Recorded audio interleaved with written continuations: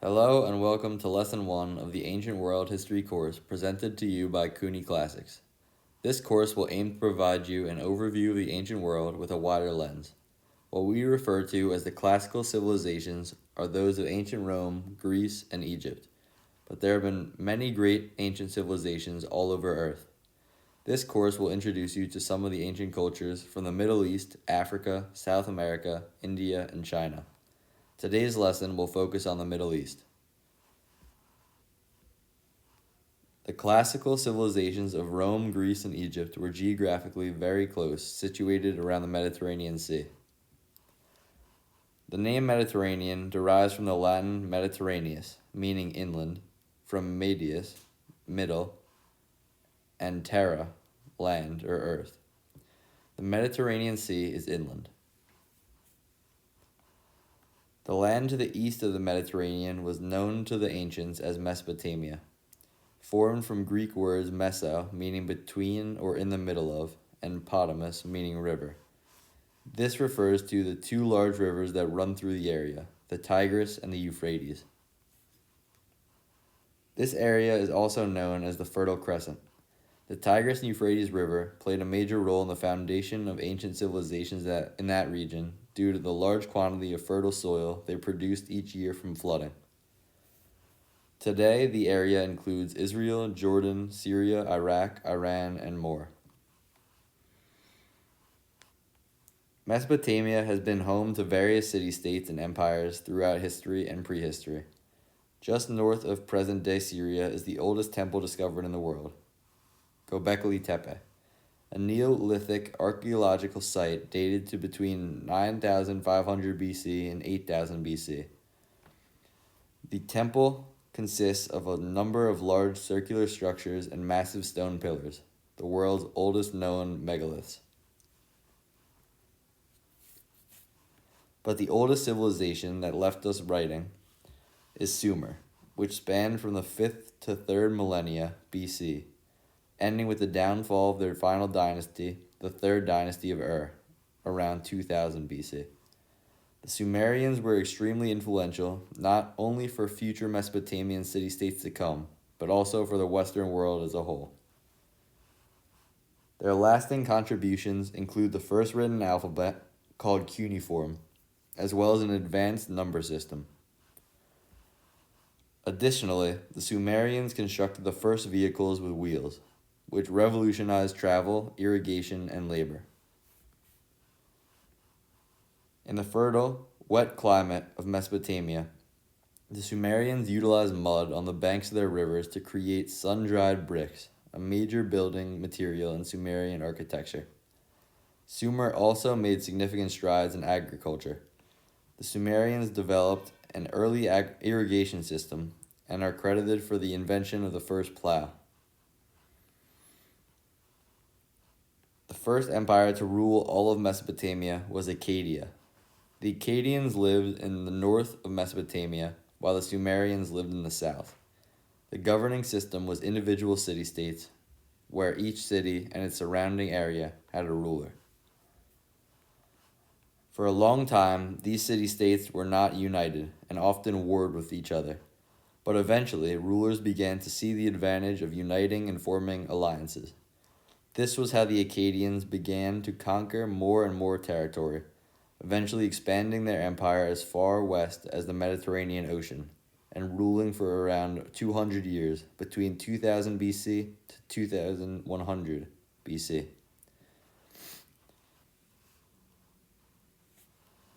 The Babylonian Empire reigned from about 2000 to 1600 BC.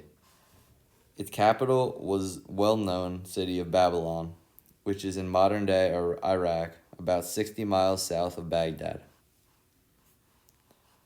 The famous Babylonian leader, Hammurabi, created one of the first and most complete legal codes in the ancient world. Although Hammurabi's code was based on a class system and was extremely punitive in nature, it provided the groundwork for future Western legal systems. The Babylonians also made important contributions in mathematics, inventing the first positional number system, as well as using geometry and astrology, paving the way for Western astrology. You may have heard of Babylon's Hanging Gardens, but in ancient times it was more famous for its massive, impenetrable walls. Greek historian Herodotus tells us that the walls of Babylon were so thick that chariot races were held on top. The city inside was 200 square miles, roughly the size of Chicago. The Assyrian Empire began around 2500 BC, when the Akkadian Empire fell and outlasted the Babylonian Empire by 1,000 years, until somewhere between 612 BC and 605 BC, its capital was Assur on the river Tigris, also in modern-day Iraq. Historians divide the Assyrian era into 4 periods. The early period, from 2500 to 2025 BC, the Old Assyrian Empire, from 2025 to 1378 BC, the Middle Assyrian Empire, from 1392 to 934 BC, and the Neo-Assyrian Empire, from 911 to 605 BC. The Assyrians were a warmongering culture and were renowned for their iron weapons, stronger than the copper or tin weapons of their enemies, and fearsome military power. Ashurbanipal, considered the last great Assyrian king, constructed a great library in the city of Nineveh, in which he collected clay tablets from all over Mesopotamia. These included the stories of Gilgamesh and the Code of Hammurabi. Much of our knowledge of the ancient civilizations of Mesopotamia comes from the remains of this library. The Canaanites were a Semitic-speaking people of somewhat unknown origin who emerged in Mesopotamia around 3000 BC. The term was used to refer to people living in the area of Canaan, which was along the Mediterranean's west coast in modern-day Israel, Lebanon, Syria, and Jordan. In the Bible, after the Egyptians were freed from slavery, God had promised them the land of Canaan. It was called the land of milk and honey, due to the abundant fertility in the region. Phoenicia was an ancient civilization originating in the same region of the eastern Mediterranean, mainly located in modern-day Lebanon, extending into coastal areas of Galilee and Syria. They were seafaring, trading people with many outposts around the Mediterranean. At its height between 1100 and 200 BC, the Phoenician civilization spanned the Mediterranean from Cyprus to the Iberian Peninsula. The term Phoenicia is an ancient Greek word that most likely describes a famous export, a dye known as Tyrian purple. The dye was expensive, and in ancient Greece, the color was a lavish symbol of social status and wealth. In Homer's Odyssey, Odysseus visits the Phoenicians. It is debated whether Phoenicians were actually distinct from the Canaanites.